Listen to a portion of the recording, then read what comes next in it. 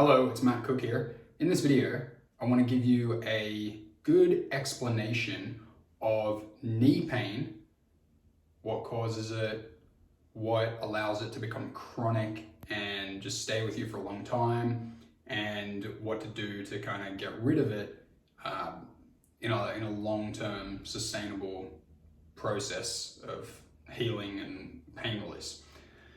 So this video is going to be particularly useful for you if you actually have like chronic knee pain. Like if you have had knee pain for a long time, and I'm talking years or decades, and it's just this thing that bothers you like every single day, and you're always doing things like exercises and stretches and strengtheners and going to physiotherapy and getting massage and all this sort of stuff, like you're just chronically in this like attempting to heal this knee pain phase. That's going to allow this to actually make sense for you. Okay, so when you have knee pain, you can be sure of two things. Okay, one is that the musculature and joint structure and way all of that works in your entire leg, from your toe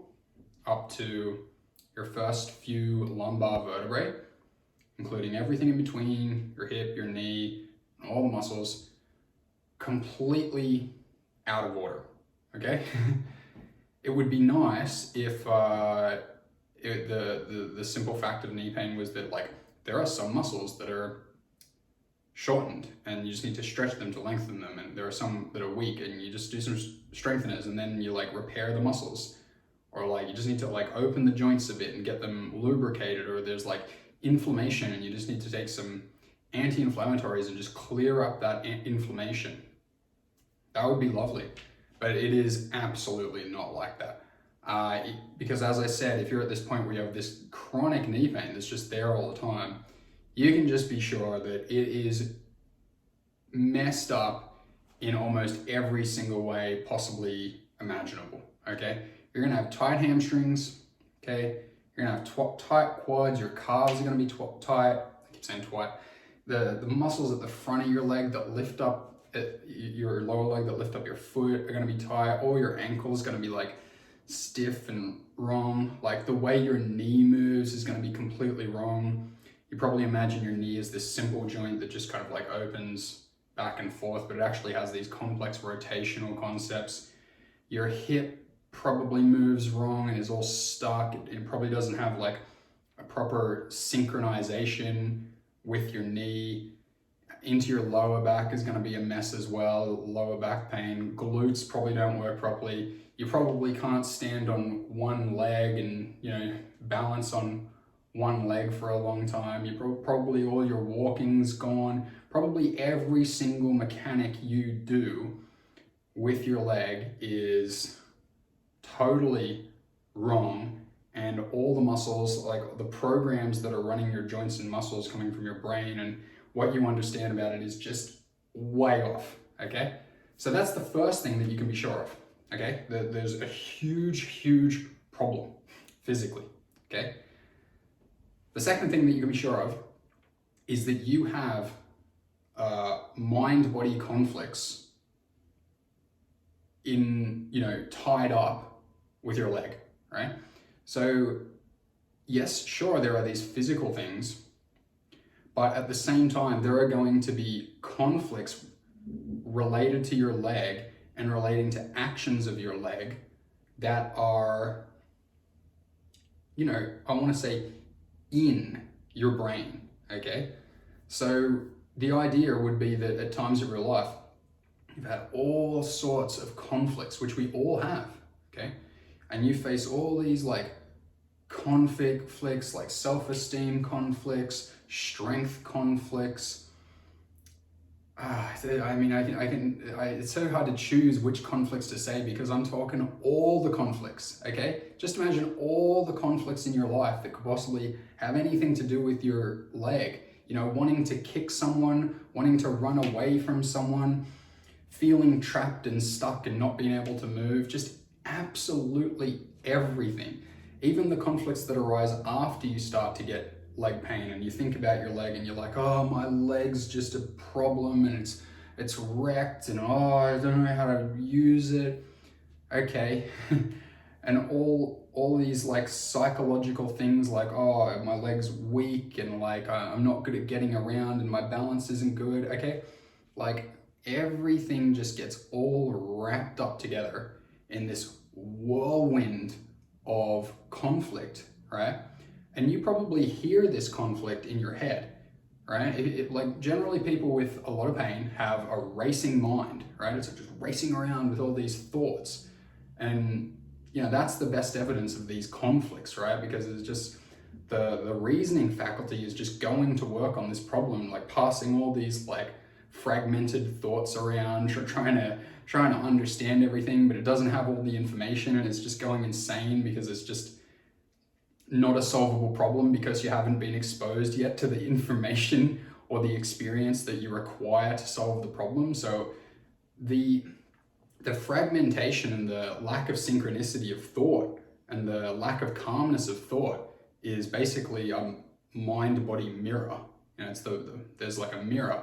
That's the mind version, and the way that your leg is all tangled up and the way the musculature works just in this messy, chaotic way, that's kind of tied in together, okay? So those are the two things that you can be sure that you have.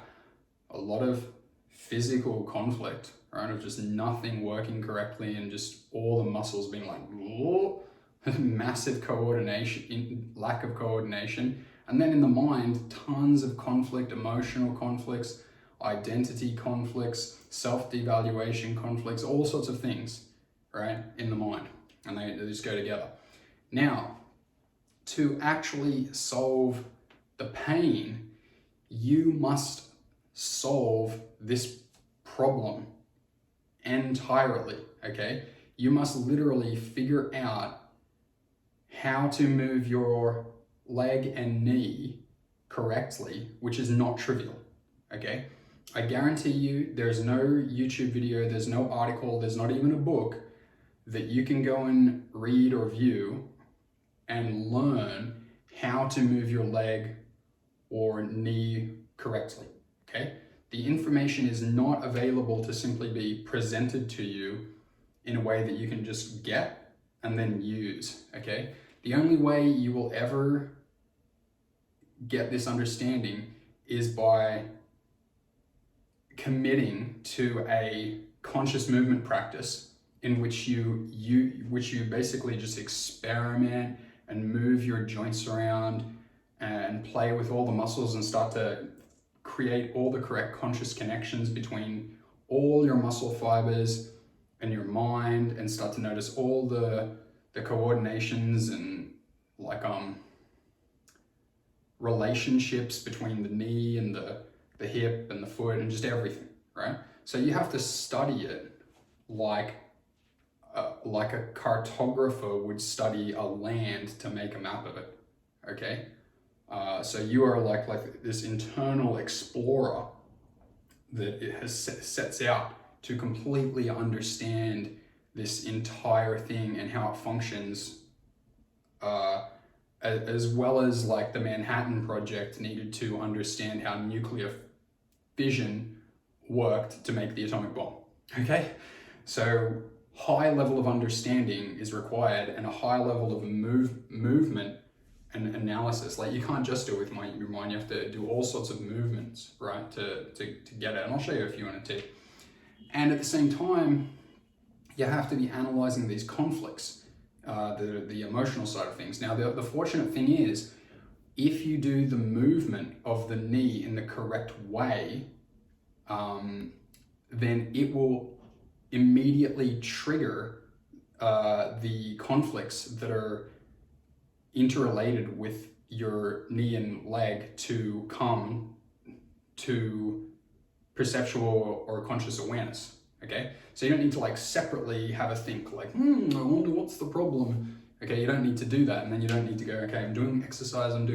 No, it becomes this one thing, this conscious movement where you're moving and you're analyzing the problem at the same time, And when you do it correctly with the right focus and like high perception and a good commitment to it, and you bring calmness into it, like you just make progress second by second. Okay, it's like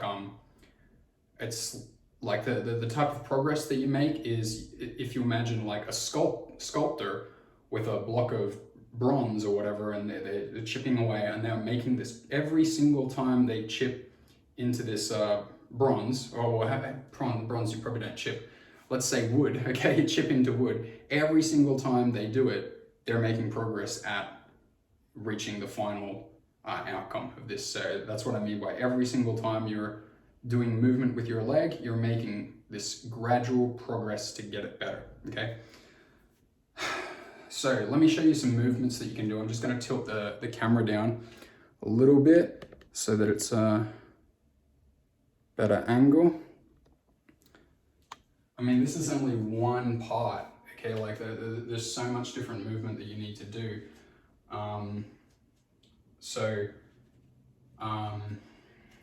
You need to do things like this. Like this, it's arbitrary, okay? Like it's completely arbitrary. Like there is just so much that you need to do. And like whatever I show you in 3 minutes is like 0.01% of everything that you need to understand, okay? Like this in itself is really nothing. This is just a demonstration of movements that you can do slowly and explore very, like Sherlock Holmes, right? You don't just like do this little thing where you move like that and it's done. No, like I'm talking choose a position. Like here's a bit more accurate, right? Choose a position, just say like this, stand here for 1 hour and explore all the sensations in the knee and the hip and the foot and the back for like an hour, okay? Make subtle movements all the time. Shift into this position, see how it changes everything, okay? So like you would also just stand like this. Okay, one night you're gonna stand like this for like half an hour and explore that, okay? Another night you might stand like that. Another night you might stand like this, okay? Another night you might stand like that, okay? And that's just like the tiniest fraction of movements, okay? So let me explain the idea a bit more with these movements.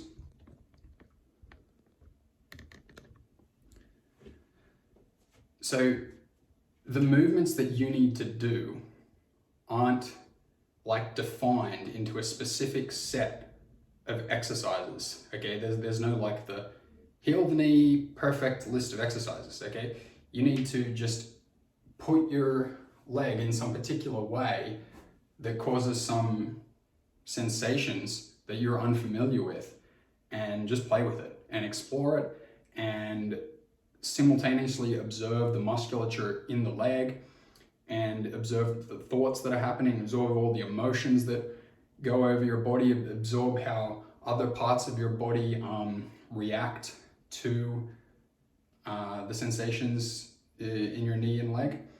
Okay, so obviously this is complicated to understand, but if watching this video is the first time you're getting wow, there's some word I can't get it. Getting I can't remember the word. Getting shown this stuff and like hearing about it, then just understand that like if you commit to understanding this more deeply for like 5 years, you'll make a ton more progress, and you don't need to worry that at the moment it just seems like, well, what do I do? Okay, you just keep exploring the conscious movement idea. You'll make very good progress on the long term.